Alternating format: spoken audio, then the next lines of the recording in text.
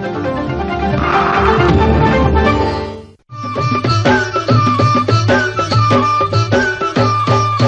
काळी आई धनधान्य देई, ही काळी आई धनधान्य देई. जोडते मनाची नाती आमची माती, आमची माणसं, आमची माती, आमची माणसं, आमची माती, आमची माणसं, आमची माती, आमची माणसं, आमची माती, आमची माणसं.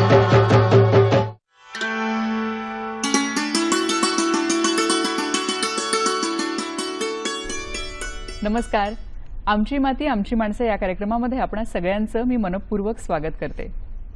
अन्न हे पूर्ण ब्रह्म आहे असं आपण म्हणतो, पण रोजच्या आहारामध्ये जो आपण आहार घेतो त्यामध्ये किती पोषक द्रव्ये आहेत याचा आपण किती विचार करतो. आपल्या आहारामध्ये दुर्लक्षिला गेलेला एक घटक म्हणजे सोयाबीन. खरं तर महाराष्ट्रामध्ये सोयाबीनचं भरपूर उत्पादन होतं, पण तरीही आपल्या आहारात अजूनही तो खूप कमी प्रमाणात आढळून येतो. म्हणूनच आजचा विषय आपण निवडलेला आहे आहारामधलं सोयाबीनचं महत्त्व. या विषयातील तज्ज्ञ प्राध्यापिका संगीता गायकवाड आज आपल्या स्टुडिओमध्ये आलेले आहेत. नमस्कार मॅडम. नमस्कार. कार्यक्रमात आपलं मनपूर्वक स्वागत. प्राध्यापिका संगीता गायकवाड या कृषी विज्ञान केंद्र जालना इथं गृहविज्ञान विभागामध्ये विषय विशेषज्ञ म्हणून कार्यरत आहेत. मॅडम, आत्ताच आपण बघितलं की सोयाबीनचं खरं तर आहारात अनन्यसाधारण महत्त्व आहे, पण तरीही आपल्याकडे खूप कमी प्रमाणात ते घेतलं जातं. पण महाराष्ट्रामध्ये साधारण किती उत्पादन आहे सोयाबीनचं?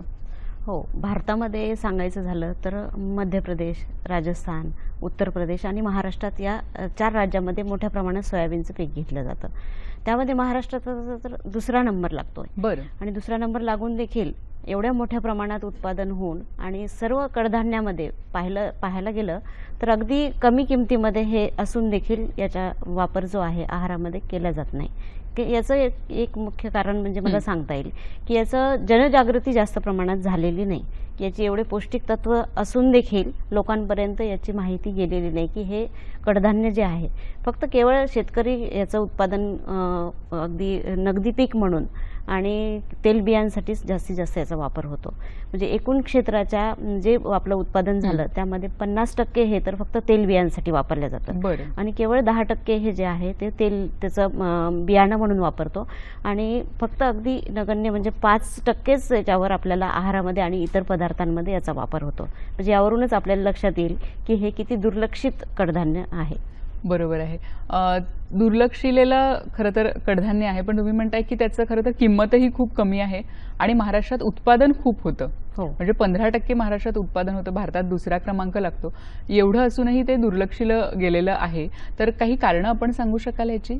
हो, याचं मुख्य कारण दुर्लक्षित होण्याचं हे आहे की त्यामध्ये त्याचा एक विशिष्ट उग्रवास येतो त्याला आणि उग्रवास असल्यामुळे आणि त्याचा टणकपणा जो आहे कडक म्हणजे सोयाबीन हे जे इतर कडधान्याच्या तुलनेमध्ये खूप कडक असल्यामुळे याचा वापर आहारामध्ये केला जात नाही आणि याचा एक विशिष्ट वास जो म्हटला आणि आणखी एक असं आहे की त्याचं जे टर्फल आहे त्याच्यामध्ये ट्रिप्सिन इनहिबिटर नावाचा एक घटक आहे की जो आपल्याला आरोग्याला अपायकारक आहे आणि तो काढल्याशिवाय म्हणजे ते घटक तो जो निघाल्याशिवाय आपल्याला तो आहारामध्ये वापरता येणार नाही.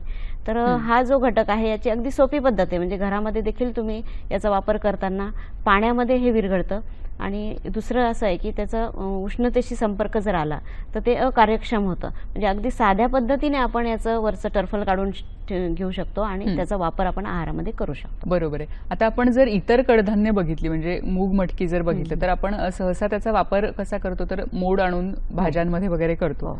पण मग सोयाबीनचं तसं शक्य आहे का तसा वापर शक्य आहे? जसं आपण मटकी आणि मूग आपण भिजवतो तसंच यामध्ये फक्त असं करता येईल की सोयाबीन जे मोठ्या प्रमाणात जे जाड सोयाबीन न घेता आपण त्यातले बारीक जर निवडले चाळणीमधनं काढले बारीक निवडून तर त्याचं आपण भिजवून त्याचे मोड आणून आपण मटकीसारखा त्याचा अगदी आपल्या अन्नधान्यामध्ये म्हणजे दररोजच्या वापरामध्ये आपण त्याचा दुसऱ्या इतर भाज्यांमध्ये मिक्स करून देखील आपण हे वापरू शकतो. बरोबर आहे. हो. पण मॅडम दुसरं एक सांगा की तुम्ही आता सांगितलं की त्याचं जे कव्हर असतं त्याच्यामध्ये ट्रिप्सिन इनहिबिटर असतात. हो. तर मग जेव्हा मोड येतात, मोड आपण जेव्हा हो, आणतो हो, मग हो. तेव्हा त्याची आपल्याला टरफलं काढून टाकावी लागतात की गरज काय नाही, कारण असतं? पाण्याशी संपर्क आल्यानंतर त्याचा अगदी म्हणजे ट्रिप्सिन इनहिबिटर जो घटक आहे तो पाण्यामध्ये विरघळून जातो बरं. आणि त्याला मोड आल्यानंतर त्याची पौष्टिकता अधिक वाढते. कारण मोड आलेल्या धान्यामध्ये आपल्याला माहितच आहे की क जीवनसत्व मोठ्या प्रमाणात आहे आणि आपल्याला शरीराला आपल्या आरोग्यासाठी क जीवनसत्व हे किती महत्वाचं आहे हे देखील आपल्याला माहित आहे. पण तुम्ही आता जे सांगितलं की आपण अख्खे दाणे त्यात टाकू शकत नाही, तर कशा पद्धतीने ते गव्हाच्या पिठात मिसळायला पाहिजे? अगदी सोपं आहे की आपण जे दररोजचं म्हणजे गव्हाचं पीठ किंवा ज्वारीचं पीठ आणतो तर दररोजच्या आहारामध्ये आपल्याला 10% सोयाबीन आपल्याला आहारामध्ये आपण त्याचा वापर बरं. करू शकतो. कारण पूर्णतः तुम्हाला हा वापर करता येणार नाही. याचं रिकमेंडेड म्हणजे शिफारस जे केलेलं आहे ते 10%च तुम्ही त्यात वापरू शकता. तर तुम्ही नेहमीचं जे दळण आणता त्या 10 किलो गव्हामध्ये तुम्ही 1 किलो सोयाबीनची डाळ मिक्स करायची दळण बरं. आणते वेळेसच. आणि तुमचं हरभऱ्याच्या डाळीचं जे आपण रेग्युलर म्हणजे दररोजच्या आहारामध्ये दैनंदिन आहारामध्ये जसं आपण तळीव पदार्थ डाळीच्या मार्फत म्हणजे डाळीचे पीठ जसं वापरून करतो तसं 10% जरी आपण सोयाबीन यामध्ये मिक्स केलं दळण आणतानाच तर ते देखील तुम्हाला नकळतपणे तुमच्या आहारामध्ये त्याचा समावेश म्हणजे अगदी लहान वयोगटापासून ते वयोवृद्ध गटापर्यंत आपल्याला तो आहार म्हणजे आहारामार्फत आपल्याला ते आपल्या शरीरामध्ये ते मिळून जातं. नक्कीच. म्हणजे नक्कीच. त्याच्या पोषक तत्वांकडे आपण वळणार आहोत. पण हो. याआधी असं सांगा की तुम्ही सांगितलं की 10 किलोला 1 किलो, 10 किलो जर हो. गहू असतील तर हो, 1 किलो सोयाबीन घालायचं. डाळ. पण ते कशा प्रकारे घालायचं? म्हणजे डाळ समजा नाहीये उपलब्ध आणि अख्खं सोयाबीनचं जे बी असतं, बियाणं असतं ते आपल्याला सहसा उपलब्ध असतं बाजारामध्ये, विशेषतः शहरांमध्ये. हो, हो. तर तर ही जी सोयाबीनची बियाणं असतात तर त्याला काय प्रक्रिया करून ते गव्हामध्ये आपण आपल्याला मिसळायचंय? मी आता सांगितल्याप्रमाणे पाण्यामध्ये हे ट्रिप्सिन इनहिबिटर घटक जो आहे तो विरघळतो. तर तुम्ही 8 ते 10 तास सोयाबीन पाण्यामध्ये भिजवत घालायचं. ओव्हरनाईट पूर्ण रात्रभर भिजल्यानंतर ते सकाळी काढल्यानंतर त्याला हाताने चोळून घेतल्यानंतर सहज त्याचे टरफलं निघून जातात बरं. आणि ते अगदी कडक उन्हामध्ये वाळून त्याचा वापर तुम्ही मग दळणामध्ये करू नंतर शकता. गव्हामध्ये हो. मिसळून आपण ते दळायला हो, देऊ हो. शकतो. बरोबर. बरं बरं. आणखी आता आपण बघतोय की सोयाबीनमध्ये खूप पोषक द्रव्य असतात हो. आणि तुम्ही म्हणालात की अगदी लहान मुलांपासून ते वयोवृद्धापर्यंत सगळ्यांना उपयुक्त असं आहे.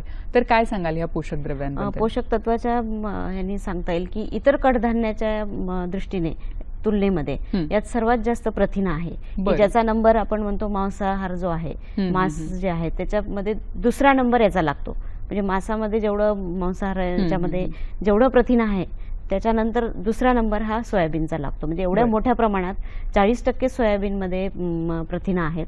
इवन त्याच्यामध्ये दुसरे पण अन्न घटक खनिज, फॉस्फरस आणि जीवनसत्वाचं प्रमाण भरपूर प्रमाणात आहे आणि तेलाचंही प्रमाण 20% आहे. ते 20% कार्बोदके आहेत.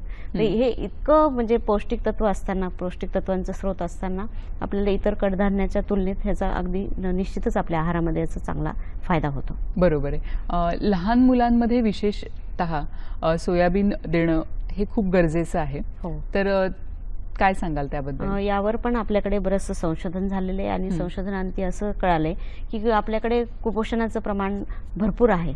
त्यामध्ये मग अगदी लहान बालकांचा तर समावेश आपल्याला शाळापूर्व आपण पाहतोच आहे. अंगणवाडीमध्ये देखील असे पौष्टिक जे आहार म्हणजे त्यांना जो आहार दिला जातो तर तो पौष्टिक तत्वाचा विचार करूनच दिला जातो. तर हा देखील याच्यामध्ये शाळापूर्व मुलांमध्ये कुपोषणाचं प्रमाण कमी करण्यासाठी, कारण हा सोयाबीनमध्ये सर्वात जास्त प्रथिने आणि ऊर्जेचं स्रोत हे आहे. मॅडम, सोयाबीनचे काही औषधी देखील गुणधर्म आहेत. हो. आता मी आताच म्हटल्याप्रमाणे कार्बोदकाचं प्रमाण थोडं कमी आहे इतर आपल्या कडधान्याच्या याच्यामध्ये. तर याला आपण म्हणजे मधुमेह असणारे किंवा हृदयरोग असणारे, ज्यांना संधिवात आहे यांचं देखील, कर्करोग असणाऱ्यांना देखील याचा फायदा होऊ शकतो. तर हे अशा आणि यामध्ये लोहाचंही प्रमाण बऱ्याच मोठ्या प्रमाणात लोहाचं प्रमाण असल्यामुळे रक्तक्षयावर देखील याचा निर्बंध आपल्याला करता येतो याच्या वापरामुळे. अशा विविध गुणधर्माचं हे सोयाबीन, त्यामुळेच त्याला आणखीन आपण गोल्डन बीन सुद्धा म्हटलं म्हटलेलं आहे हं. आणि यामध्ये दैनंदिन आहारात आपला जो शेंगदाणे आहे त्याच्यापेक्षा दुप्पट प्रथिनं यामध्ये आहेत. अंड्याच्या 3 पट आहे आणि दुधाच्या 10 पट प्रथिनं यामध्ये आढळतात. तरी एवढं देखील असून आपल्याकडे म्हणजे याची जनजागृती झालेली नाही. केवळ हाच जो मुख्य कारण आहे त्यामागचं, की सोयाबीनचा वापर आपल्या आहारामध्ये कमी बरोबर आहे प्रमाणात मॅडम. खरं तर आपल्या कार्यक्रमाचा देखील हाच एक उद्दिष्ट हो. आहे की लोकांपर्यंत लोकांपर्यंत हे हे सगळं पोचवायचं आहे आहे. आपल्याला आणि बरोबर मला आहे. वाटतं नक्कीच आजच्या कार्यक्रमातून ते हो. पोहोचेल. हो. औषधी गुणधर्म एवढे आहेत, प्रथिनं जास्त आहेत, तर मला वाटतं की हल्ली लोक खूप डाएट कॉन्शियस असतात, हो, तर हो. त्यांच्यासाठी देखील सोयाबीन हे हो, चांगलं अन्न आहे. चांगलं आहे संरक्षण. कारण याच्यापासून म्हणजे हे जे आहारात वापर जर केला हं. तर आपल्या आणखी एक गट असा आहे की रजोनिवृत्तीच्या काळामध्ये महिलांसाठी तर खूप अगदी पौष्टिक म्हणजे त्यांनी जर आहारात वापर केला तर इस्ट्रोजन नावाचा जो घटक आहे तो या काळामध्ये कमी होतो आणि यामुळे इतर जे त्रास आहेत महिलांचे म्हणजे 40 वर्षाच्या पुढे महिलांना जर हा आहारामध्ये वापर केला तर खूप निश्चितच याचा वापर की इतर जे आजार आहेत त्यांचे अगदी कमी होतील आणि त्या चांगलं जीवन जगण्यास हे होईल. बरोबर, म्हणजे प्रत्येक हां. वयोगटासाठी प्रत्येक. थोडक्यात आणि लहान सोयाबीन मुलांची हे मला खूप सांगावं उपयुक्त असं आहे. वाटतं की लहान मुलांना आणि इतर बरेच असे म्हणजे आपले पुरुष मंडळी किंवा महिला आहेत की ज्यांना गाई आणि म्हशीचं दूध पचत नाही, की ज्यामध्ये लॅक्टोज नावाचा जो पदार्थ आहे तो पचनास थोडासा त्रासदायक बरेच म्हणजे व्यक्ती परत्वे तो बदलत जातो. तर लहान मुलांमध्ये डॉक्टरही बरेचदा सांगतात की लहान मुलांना गाई किंवा म्हशीचं दूध देऊ नका. तर त्याला पर्याय म्हणून आपल्याला सोयाबीनचं दूध हे अगदी देता येतं, कारण सोयाबीनमध्ये लॅक्टोज नावाचा घटक हा मिळतच नाहीये, तो नाहीच आहे त्यामध्ये. त्यामुळं अगदी सोप्या आणि साध्या पद्धतीने महिला घरी दूध तयार करून ह्या मुलांना देऊ शकतात. बरोबर, म्हणजे ज्यांना लॅक्टोज इंटॉलरन्स आहे, लहान मुलांना किंवा मोठ्यांना, तर हे सोयाबीनचं दूध Allergy आपण असणाऱ्यांना देऊ आपण शकतो. सोयाबीनचं दूध देऊ शकतो. सोयाबीनचं दूध आपण घरच्या घरी बनवू शकतो का? हो, घरच्या घरी बनवू शकतो.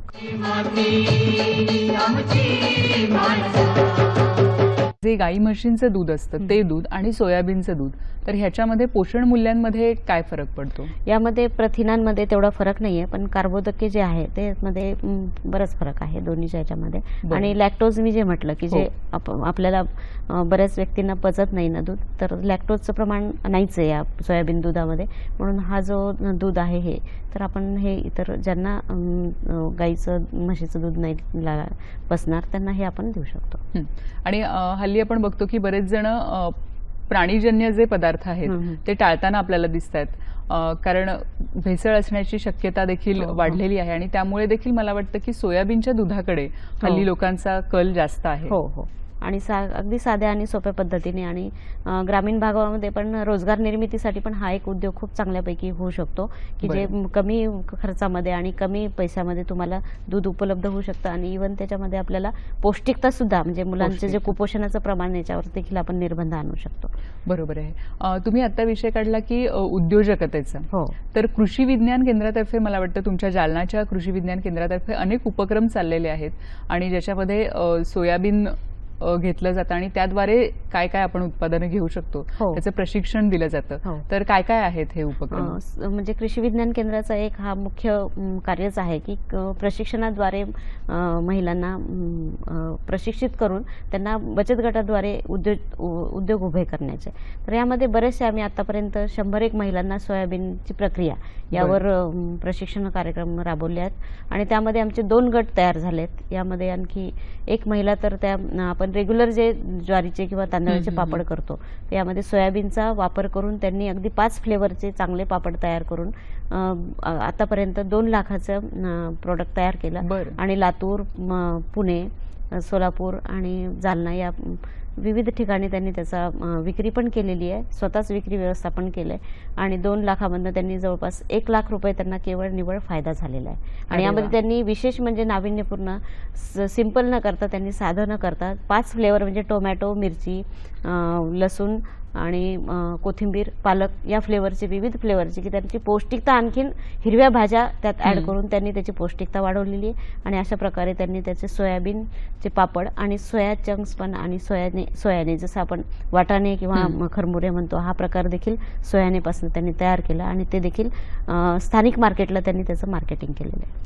बरोबर आहे. ही जी तुम्ही जशी उत्पादनं सांगितलीत की पापड खरं तर हे अतिशय नाविन्यपूर्ण असं आहे आणि त्यात वेगवेगळे फ्लेवर्स आहेत.